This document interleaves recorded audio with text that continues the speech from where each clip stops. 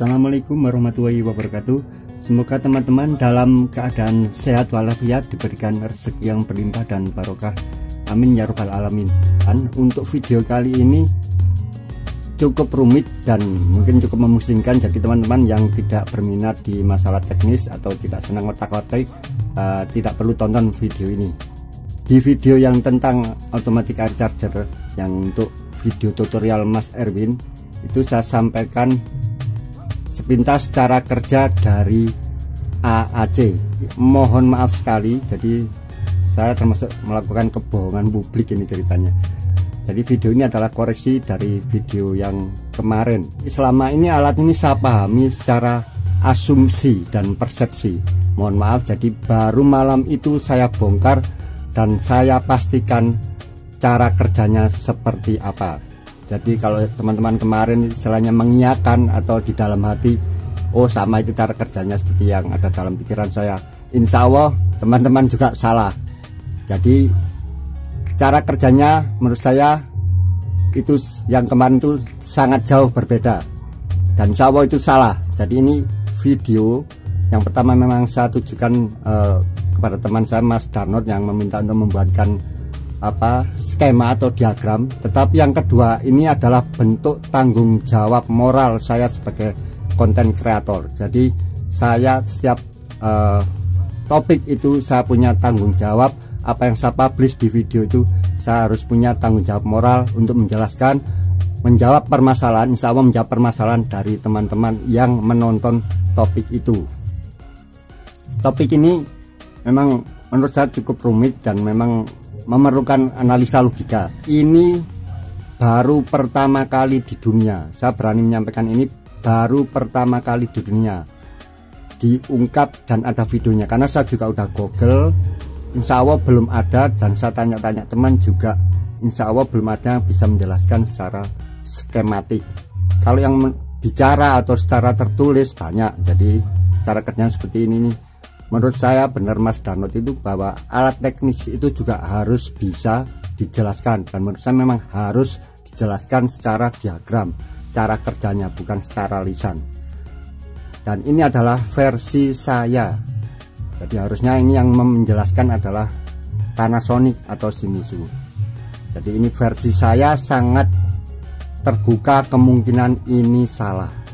Jadi nanti mohon teman-teman bisa menganalisa cara kerjanya ini. Kalau salah, saya sangat senang itu dikoreksi. Sekali lagi sebatas pemahaman yang saya ketahui, seperti ini cara kerja automatic air charger. Kemarin saya browsing, kalau di dosnya alat itu di Sanyo disebut AVC, saya kurang tahu itu singkatannya, mungkin saya terjemahkan sendiri, air valve charger. Istilahnya mungkin berbeda-beda, tetapi automatic air charger ini istilah saya sendiri, kebetulan mungkin dulu ada di beberapa buku petunjuk. Kalau di pompa itu seingat saya itu Sanyo atau SAP itu disebutkan untuk menyetel pressure adjuster tidak boleh terlalu keras karena akan berpengaruh di automatic air charger. Itu saya dulu juga belum ngeh seperti apa. Insya Allah nanti juga ada pembahasan berikutnya mengenai pressure adjuster ini. Jadi mulai minggu depan, misalnya untuk video berikutnya, saya akan mulai runut masalah pompa air ini. Jadi sepertinya teman-teman mengharapkan ini topik yang menjadi serius istilahnya. Tujuan untuk channel saya ini sebenarnya memang tutorial untuk teman-teman yang berniat menjadi wirausahawan, menjadi tukang servis pompa air katakanlah, dan water heater. Jadi mungkin yang awam ya skip saja video ini, tidak perlu ditonton kecuali memang ingin mengetahui. Jadi sebenarnya tidak ada istilahnya kalau di video-video itu cara praktis atau cara singkat, cara gampang, karena sebenarnya itu sistem, tidak bisa segampang itu saya memberikan. Jadi saya juga mohon maaf jika ada memang konten-konten itu berisi cara praktis atau cara gampang. Sebenarnya itu juga saya sekedar untuk memenuhi SEO dari YouTube ya, karena memang saya juga harus masuk ke analisa ke SEO juga. Salah satu parameter dari analitik channel saya itu adalah di retensi penonton. Retensi penonton itu sangat rendah. Jadi saya mengerti yang pertama itu jelas dari presentasi yang kurang bagus, tetapi saya yakin yang kedua inilah poin pentingnya. Orang Indonesia itu tidak suka dengan hal-hal teknis. Ini yang saya tangkap. Saya juga mau coba seberapa baguslah presentasi saya. Menurut saya itu tidak terlalu berpengaruh, karena intinya memang hanya beberapa orang aja, dan itu sangat sedikit orang yang peduli atau istilahnya mau mengerti, istilahnya memahami cara teknis. Umumnya pemilihan suatu alat hanya berdasarkan persepsi, asumsi, dan ekspektasi orang tersebut terhadap alat. Kembali ke topik teman-teman, kita bahas yang dulu adalah yang produknya Shimizu yang modelnya 1 biji seperti ini. Mohon maaf teman-teman, jadi kualitas audio apa sebagainya juga ramai karena rumah saya di tepi jalan. Jadi seperti ini barangnya yang ada punya Shimizu. Seperti ini teman-teman biasanya. Kalau saya lihat ini Shimizu bukan original ide-nya. Ini saya pernah lihat, jadi maaf tidak terdokumentasi, itu adalah punya dari Mitsubishi tipe awal seperti ini. Model single ini tidak ada hubungan dengan bagian tekanan tinggi, hanya bagian hisap saja. Kalau kita buka seperti ini saja teman-teman, nggak perlu tahu detail, nanti intinya di cara kerja, di diagram saja nanti saya sampaikan. Ini ada membran diafram untuk yang sebelah kiri ini. Ini diafram ini selalu tertekan keluar karena pirnya kuat, ya kan. Jadi akhirnya yang di belakang ini selalu menutup. Di sini normally close. Kemudian dari sebelah sampingnya membran tadi ditahan juga dengan per, tapi lebih lunak. Per yang sini lebih keras, jadi ini selalu keras, ini selalu menutup, untuk menjaga ini selalu menutup. Yang sini lebih lunak, seperti itu saja teman-teman. Kemudian membran ini, dua ruang yang dipisahkan membran ini, ruang kiri dan kanan, terhubung dengan lubang. Jadi di asnya ini ada lubangnya, kecil saja lubangnya. Memang itu nanti hubungannya kenapa dibuat kecil nanti saya jelaskan. Jadi ruangan kiri kanan ini ada penghubungnya, lubang kecil. Lubang kecil ini ikut dengan tuas ini, as ini. Jadi ikut dengan valve ini. Seperti ini teman-teman, kalau saya tekan dengan kuat dia akan membuka, jadi udara nanti bisa masuk. Pirnya kuat sekali yang sini. Kita langsung ke skema gambarnya seperti apa teman-teman. Seperti inilah gambaran skemanya teman-teman. Maaf kalau gambarnya saya nggak pinter gambar ini. Jadi ruangannya seperti ini, tertutup rapat. Biru ini adalah membran. Diafram ini ditekan oleh per yang biru titik-titik ini, per yang sangat kuat. Sementara di asnya ini ada pipa kecil, lubangnya kecil, terhubung antara untuk penghubung ruangan ini sebelah kanan dengan sebelah kiri. Ini ikut bergerak selama pergerakan membran. Posisinya selalu normally close, jadi ini ada valve yang selalu menutup ke sana. Kemudian di sini ada penahan lagi, pirnya kecil, dan ini berhubungan dengan lubang bagian hisap pompa. Saya tulis suction di sini. Ini khusus model yang Shimizu ini dulu saya bahas, model simple ini, model minimalis. Nanti yang Hitachi sama Sanyo sangat berbeda. Seperti apa proses kerjanya? Jadi begini teman-teman, saya umpamakan ini dulu setting on dari pompa ini, pressure adalah on 15 PSI, off nya 30 PSI, untuk gambaran saja biar gampang. Dalam kondisi normal, karena per ini sangat kuat, dia akan seperti melengkung begini teman-teman. Jadi ini ruang ini pasti lebih luas, lebih besar dengan ruang sebelah. Kita bicara dengan skenario 1. Ini adalah saat pompa mati dengan tekanan pressure off 30 PSI. Berarti kita masuk ke diagram seperti ini, 30 PSI, 30 PSI. Mungkin teman-teman akan bertanya kenapa ini tetap melengkung ke sini. Iya, karena ini terhubung, ada lubang. Jadi kalau tidak ada lubang nanti akan beda pergerakan diafram ini. Karena ada lubang, terjadi tekanan yang sama di antara dua ruang ini. Menyimpang sedikit dari topik teman-teman, jadi pemahaman tentang membran ini nanti sangat berguna di pengisian toilet, misalnya regulator LPG, solenoid valve. Kalau teman-teman yang AC tahu pasti expansion valve. Ini cara kerjanya berdasarkan konsep membran ini. Kembali ke topik, ketika tekanan sudah balance, tekanan off 30 psi, maka skenario kedua adalah keran mulai dibuka. Saya tulis keran mulai dibuka. Jadi sebenarnya presentasi ini harusnya dengan animasi, itu sangat jelas. Saya tidak bisa menggunakan animasi, tidak bisa aplikasi animasi, jadi mohon maaf. Dengan cara ini mudah-mudahan sudah cukup jelas. Ketika keran dibuka, maka tekanan akan turun sesuai dengan tekanan on dari pompa. Itu nanti onnya akan di 15 psi.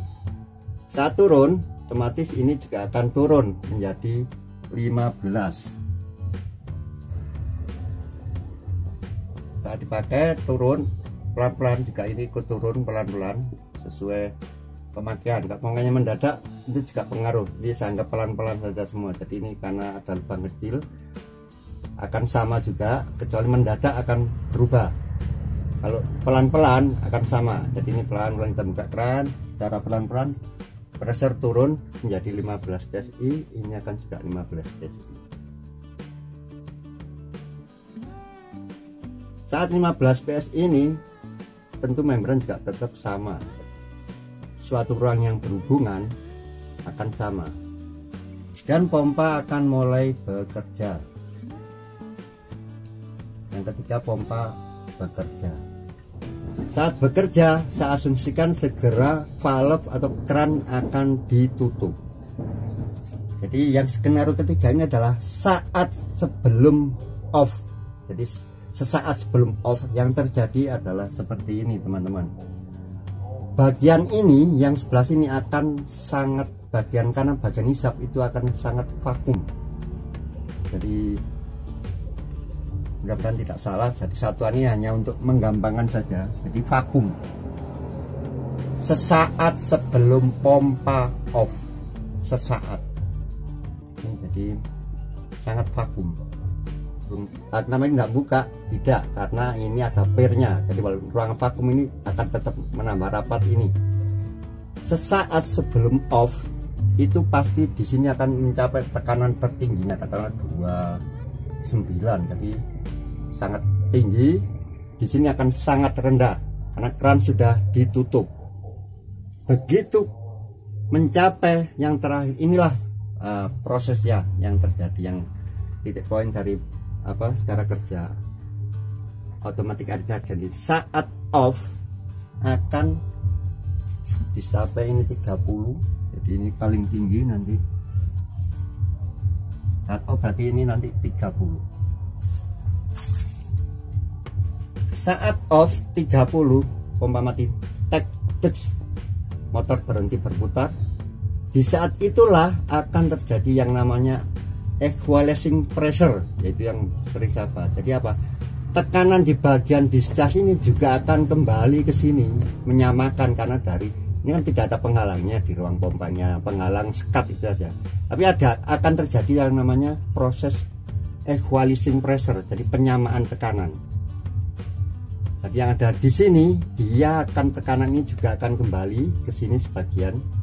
Itunya juga perlunya tangki, jadi itu nanti saya bahas. Ada satu topik nanti yang menarik. Jadi pompa tanpa pressure tank itu bisa hidup mati sendiri walaupun tidak bocor. Ini masalah ini nanti equalizing pressure equalizing, jadi penyamaan. Ini akan turun, ya tidak saya sebut derajat 30, turun, dan ini akan kembali ke sini menjadi nanti sama, katakanlah menjadi 25 dan sini 25. Perubahan mendadak dari min 15 tadi ke 25 itu tidak semerta-merta akan ke sini. Jadi tekanan yang tinggi tadi tidak akan langsung ke sini walaupun ini vakum. Kenapa? Karena ini lubangnya kecil. Tekanan akan menekan membran ini lebih dahulu. Tekanan yang besar tadi akan membuat gerakan membran ini ke sini sambil juga menyamakan tekanan kiri kanan. Jadi ini vakum, yang satunya tiba-tiba menjadi tinggi 25, pasti logika teman-teman lewat sini saja kan. Tidak, karena ini dibuat lubangnya kecil, jadi dia akan menekan dulu. Ini rumus gaya juga ya, jadi tekanan itu adalah gaya dibagi luas. Dia akan menekan area yang lebih besar dulu, set ke kiri, otomatis ini akan membuka. Sedangkan di sini adalah masih vakum, otomatis udara luar akan masuk. Ini udara luar akan masuk di sini. Begitu ini akan mencapai sama, ini juga masuk ke sini, air juga akan masuk.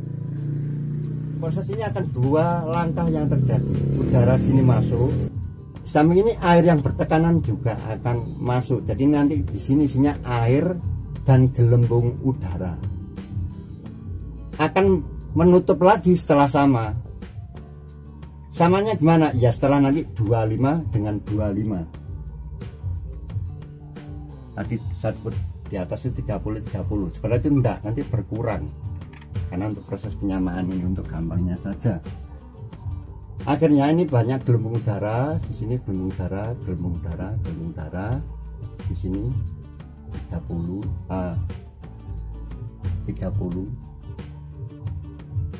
buat gampang aja biar sama dari tekan 30 seperti awal tadi. Jadi yang proses tadi keran dibuka memang saya lewati supaya tahu teman-teman, disinilah mengambil udaranya dulu.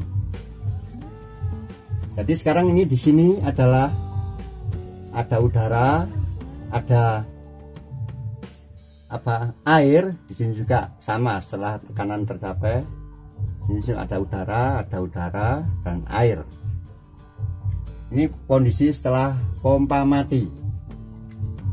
Begitu pompa dihidupkan on, jadi langsung buka keran, terjadi penurunan tekanan yang tajam sekali di sini. Jadi saat pompa start itu akan terjadi penurunan yang sangat tajam di area hisap.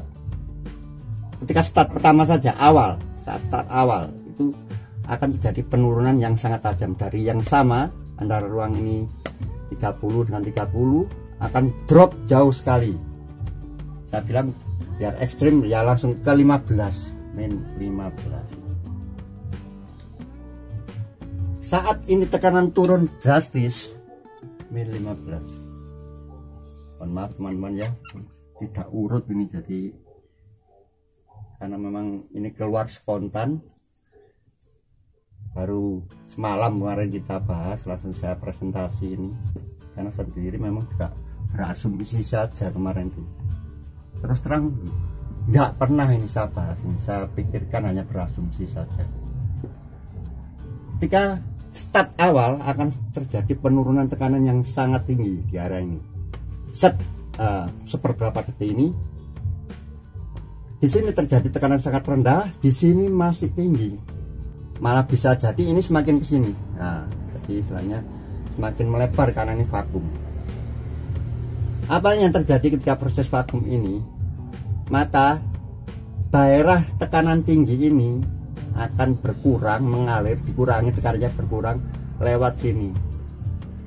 Nah, akan terisi di sini. Dan itu juga akan masuk ke ruang pompa.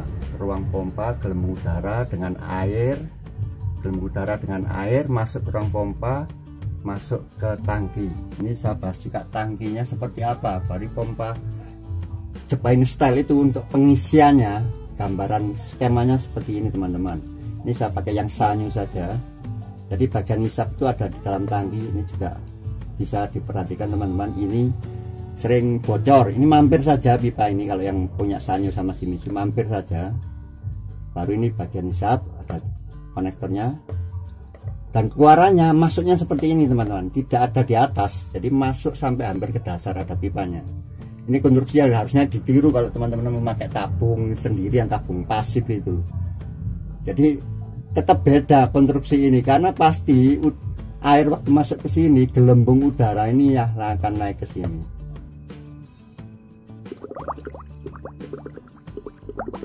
gelembung ini yang bercampur ini teman-teman, gelembung udara, air tetap tertahan, gelembung udara akan masuk, akan menjadikan tangki ini selalu ada udaranya. Kembali ke sini teman-teman, begitu ini sudah balance normal, pompa akan normal ya. Jadi ini 15.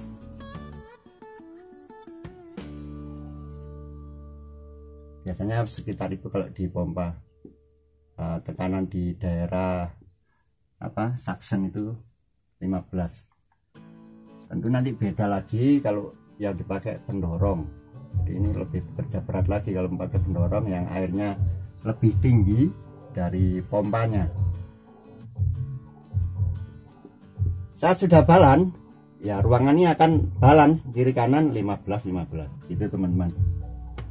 Dan proses itu akan berulang lagi. Jadi pompa 15-15 berarti pompa sudah on, sudah dipakai.